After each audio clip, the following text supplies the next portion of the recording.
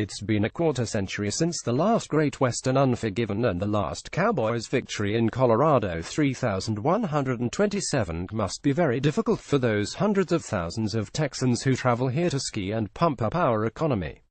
The Dallasites, Parasites and Fort Worthians haven't been able to declare how bad them Cowboys are yeehaw on the slopes since the 1990s. The Broncos haven't even lost to the Cowboys anywhere in 22 seasons, the longest successful streak against an NFC franchise, and second overall only to the Broncos' stretch against AFC Browns, which dates to 1990. Who's little D now? Not Denver. The Broncos have thrown the Cowboys off the saddle. Yes, the Cowboys will claim they don't play the Broncos often. But it is well to remember that the Broncos have beaten the Boys in 5 confrontations from 19,982,013.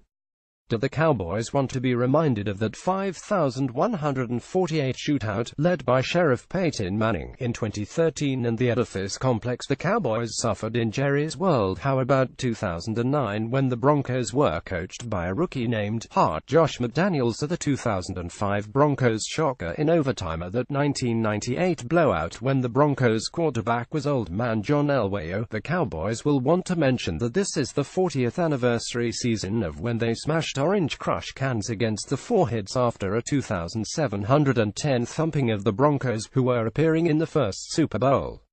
But the Broncos can retort that they have played in 4 Super Bowls, and won 3, since the Cowboys last showed up for a Super Bowl way back in number 30. Nana. From 19,962,016, the Broncos played in 23 postseason games and won 14, while the Cowboys played in 12 and won just 3. These two teams were born the same year, 1960, the Cowboys in the National Football League, the Broncos in the American Football League.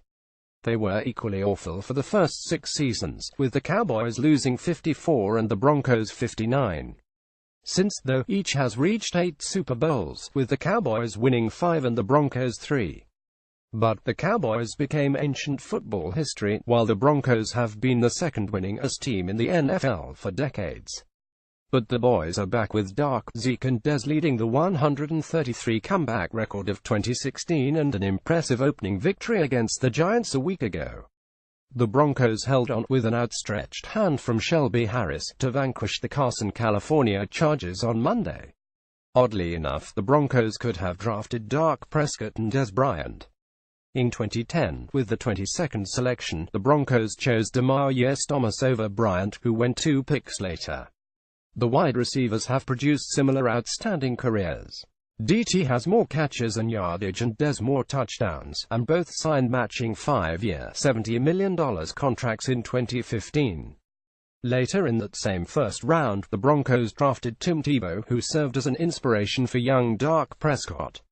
The Mississippi State quarterback named his dog Tebow, played under the same coaching mentor Dan Mullen, and was called, in college, the next Tebow, which was considered a compliment then.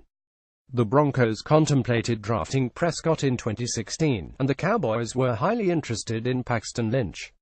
Elway ultimately stayed away from Prescott because of the Tebow comparisons. Dak was grabbed in the 4th round, followed by running back Devontae Booker.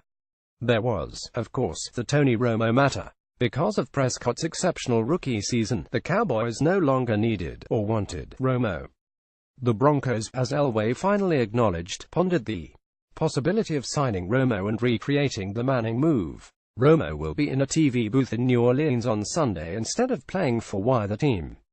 Which will prevail on Sunday afternoon? The Cowboys have the edge at quarterback, running back with Ezekiel Elliott and the help of a Judge, tight end, and, decisively, in the offensive and defensive lines. The Broncos have a slight advantage at wide receiver and a definitive advantage at linebacker, Chinese Dragon Von Miller, and in the secondary. The special teams are virtually even.